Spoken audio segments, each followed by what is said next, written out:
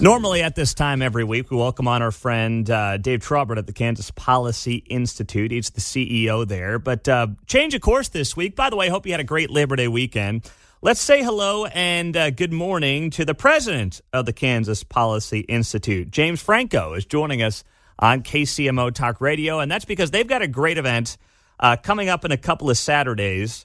It's the Heartland Hybrid and Micro Schools Summit with Kerry McDonald, and we'll put up the RSVP link on our KCMO Talk Radio Facebook and Twitter pages. James, good morning. Great to have you on KCMO, and just tell us what this event's going to be like and what it will entail at the Sheridan Overland Park on September 23rd. Thanks, Pete. I appreciate the opportunity to come on and chat a little bit. So KPI does a lot of education policy stuff in Topeka, school choice, education reform, holding local boards to account with our local Kansas School Board Resource Center. But this event itself is something a little bit different for us. It's an opportunity to highlight all of the pods and micro schools and hybrid schools and co-ops and everything that has existed for a long, long time, but has really been, kind of on the front page of a lot of news, Wall Street Journal and whatnot, since the pandemic.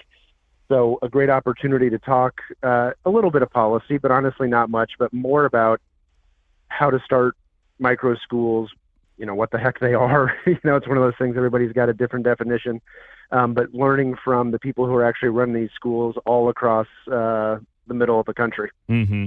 Now, what micro schools in particular, what are those, and what are examples of them locally that you've heard about that are highly successful? What is a micro school?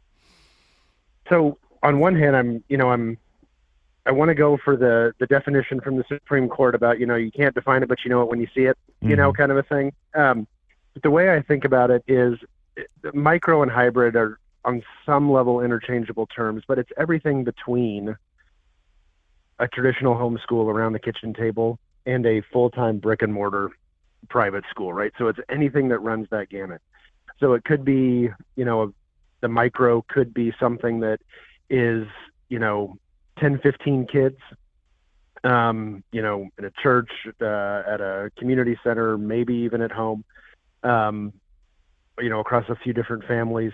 It could be something that only meets 3 days a week, and then the other 2 days are homeschooled with the kids. It really does just run the gamut. But the point is not in the detail. The point is in you're meeting kids and families exactly where they need to be, as opposed to making, I've got 3 little boys, expecting those kids to sit, on their duffs from 8 to 3 o'clock in the afternoon, but kind of meeting them where they are and being adaptive to the educational needs that they have. And that's what this conference on the 23rd is going to talk about. How has this changed? I mean, this conversation, obviously, you used to think about homeschools or micro schools a generation ago, and it was kind of like, who's really doing that? Is that really an option? How realistic is it? And now it seems like it's become, I don't want to say the norm, but it's certainly much more part of the conversation amongst all socioeconomic groups than it ever was, and COVID was a major driver of that. But how are you seeing this conversation, James Franko, change in the last couple of years in particular? I think it's, like you said, it's something that has existed for a long time. I mean, it's within lived memory that, folks that I know my age who were homeschooled, back in the 80s, and they didn't leave the house during the school day because you thought the truancy officer was going to come after you if they saw, you with mom at Walmart or something like that during the day. And that's just not the case. All of us know of people who are doing some kind of unconventional education. And it could be homeschool, or it could be a hybrid or a micro. And it doesn't matter. Like you said, it could be, folks in the urban core of KCK. It could be rural moms, what all of us, stereotypically think of. It's progressives, it's conservatives. It is across the gamut of lots of people who do unconventional education for a variety of different reasons. And all of those people are going to be at this conference, like you said, at the Sheridan Overland Park. here in just a couple of weeks on the 23rd of September. Yeah, it's going to be a great event. And once again, we'll post the link to RSVP to that on our KCMO Talk Radio Twitter and Facebook pages. You can see them there. So what about the speaker you've got here? Carrie McDonald, excuse me. Carrie, what is her background and why is she going to be somebody people want to hear from?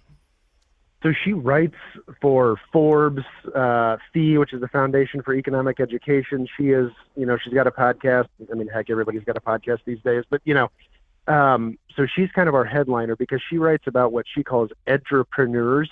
If I can never say that word correctly, but it is educational entrepreneurs, people who are out there starting these schools, from scratch, just doing completely different kinds of things. And she's the headliner. But then we have got, probably 9 different people who have started schools everywhere from, Indiana to Wichita to small towns, Partridge or Abbeville, Kansas.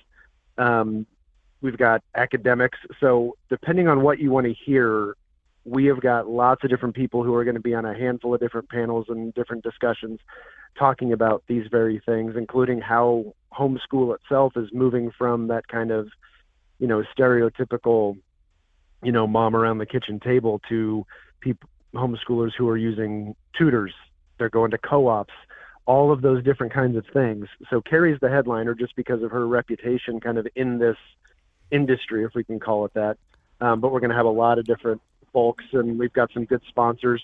The Vela Education Fund that does a lot of granting to these micro schools, and then the National Hybrid Schools Project, which is more of a academic center down at a Kennesaw State University in Georgia. So a great variety of voices from all walks of life, be it academic or folks just out there doing it themselves. James Franko, Kansas Policy Institute. Last thing, James, when you look at the idea of micro schools, hybrid, homeschooling, whatever it might be, the barriers to it are, hey, 2 working parents, how do you make this work? The cost potentially involved beyond what you're just, paying, which is your taxes to go to a public school. How would you explain that to people? How would you dissuade people who insist that, hey, financially, lifestyle-wise, they just can't make something like this work? I'd say a couple of different things. Is one, work for lots of people, not everybody, but for lots of folks over the last 3 years, right, since the start of the pandemic has changed. Employers are more comfortable with that. Individuals want different kinds of work arrangements. So if you can, work remotely a couple of days a week when the kids are in a hybrid thing and then they're home a couple of days a week, that's great. But the point is being able to be adaptive. Mm-hmm. And it's going to work for some people. It's not going to work for others, just as the great public schools in our state are going to work for a lot of the kids in this state, and they're always going to be there. But they're not going to work for everybody, even folks who are those 2-income families that you know of, that I know of, that live in, the toniest parts of Johnson County or something like that. Maybe that, Blue Valley High School where I went isn't going to be the right fit for that kid for one reason or another. So why wouldn't we encourage folks to find the right educational opportunity, not just for, each family, but for each individual kid? And we're hoping to highlight some of those stories. Well, James, it's going to be a good event on Saturday, September 23rd, Sheraton Overland Park Hotel. Tickets are $20, and we'll put the link up on our KCMO Talk Radio Facebook and Twitter page for people to find there. James, great to have you on. Always appreciate the time. Absolutely. Appreciate it, Pete. Have a good one. You as well. Good work there. And the Kansas Policy Institute, always doing a great job on this front. So excited for that event and for them to put that on, and you can be a part of it as well if you want to.